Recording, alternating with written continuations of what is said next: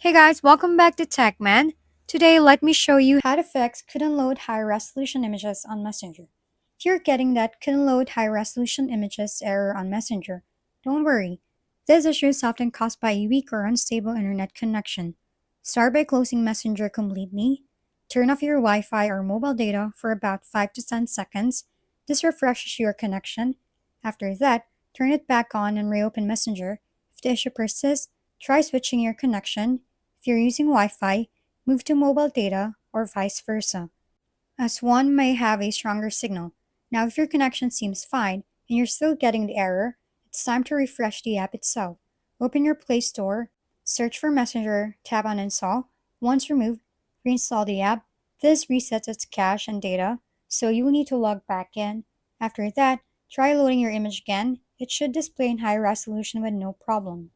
If we've been helpful, kindly give us a thumbs up and don't forget to hit the subscribe and bell button for more contents. For any questions and suggestions, comment down below.